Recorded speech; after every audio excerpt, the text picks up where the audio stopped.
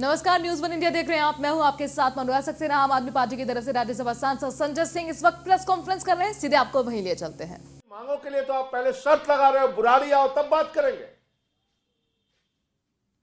आम आदमी पार्टी और आम आदमी पार्टी के नेता अरविंद केजरीवाल जी और हमारी सरकार पूरी तरह से किसानों के साथ खड़ी है, उनके आंदोलन में उनकी मांगों के साथ खड़ी है और दिल्ली में हम उनका स्वागत करते हैं। लेकिन किसान जहां पर आंदोलन करना चाहते हैं, गृह मंत्री अमित शाह जी, आपको उनको आंदोलन करने की जगह वहां देनी चाहिए। और ये कोरोना का बहाना मत बताइए। आप कोरोना का बहाना बताकर किसानों की जिंदगी के साथ जो खिलवाड़ आप लोगों ने किया है काला कानून पास करके, वो मत कीजिए आप। क्योंकि कोरोना आपके लिए दिल्ली में होता है, लेकिन हैदराबाद में नहीं होता कोरोना। जहां पर देश के प्रधानमंत्री कोरोना की वैक्सीन देखने जा रहे हैं, आप हैदराबाद में जाके हजारों लोगों की वहां पे यात्रा कर रहे हैं, जुलूस निकाल रहे हैं, तब कोरोना नहीं आपके लिए।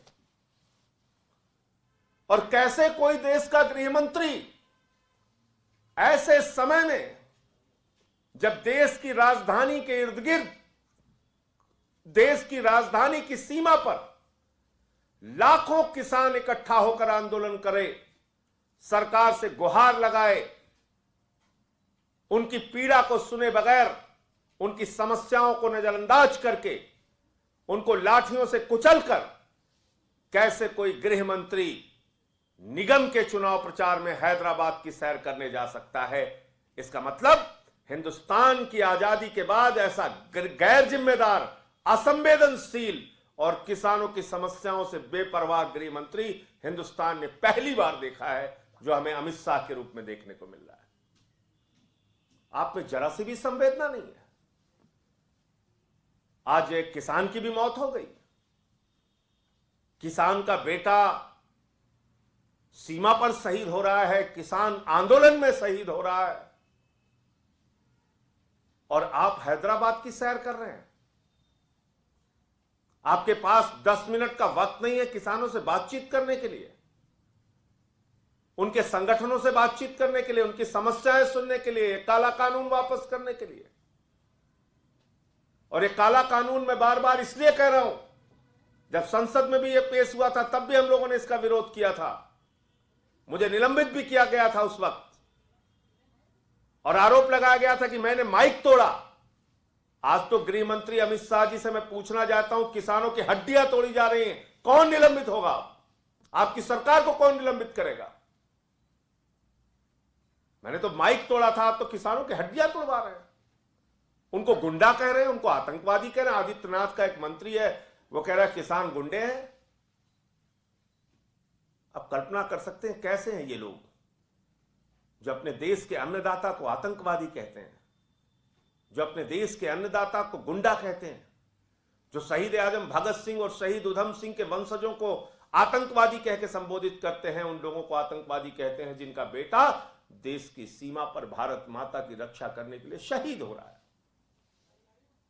और इन सब चीजों से बेपरवाह होकर देश के गृह मंत्री अमित शाह हैदराबाद में निगम का चुनाव इतना महत्वपूर्ण है इनके लिए?